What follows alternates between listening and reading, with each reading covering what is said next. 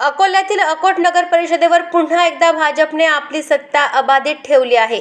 भाजपच्या माया धुळे यांनी एमआयएमच्या उमेदवाराचा दणदणीत पराभव करत नगराध्यक्षपदावर विजय मिळवला आहे। विशेष म्हणजे अकोट नगर परिषद निवडणुकीत जवळपास सर्वच महिला उमेदवारांना राजकीय वारसा लाभलेला असल्याचे चित्र पाहायला मिळाले।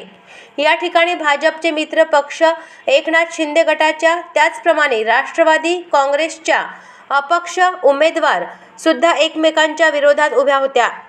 या निवडणुकीत विजयाचा दावा करणाऱ्या राष्ट्रवादी काँग्रेस अजित पवार गटचे आमदार अमोल मिटकरी यांना मात्र पराभव स्वीकारावा लागला आहे। अकोटमध्ये ही निवडणूक आमदार अमोल मिटकरी यांच्यासाठीच प्रतिष्ठेची ठरली होती।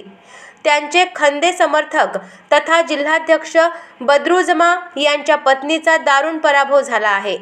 या निवडणुकीसाठी उपमुख्यमंत्री अजित पवार यांनी स्वतः सभा घेतली होती, मात्र त्यांच्या गटाला केवळ 2 नगरसेवकांपुरतेच समाधान मानावे लागले। दुसरीकडे भाजप आमदार प्रकाश भाळसाकडे यांचीही प्रतिष्ठा पणाला लागली होती, मात्र तिन्ही प्रमुख ठिकाणी भाजपने बाजी मारल्याने शिवसेना शिंदे गटासह महायुतीतील इतर पक्षांना मोठा धक्का बसला आहे।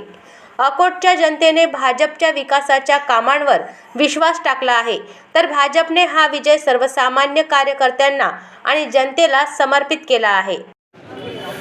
आनंद तर भरपूर आहे। तो माहीतच होता आम्हाला की विजय हा भारतीय जनता पार्टीचाच होणार आहे आणि विकासाला आमचे प्राधान्य राहील। सर्व जनतेचे आभार मानते की एवढ्या बहुमतांनी आम्हाला विजय दिल्याबद्दल।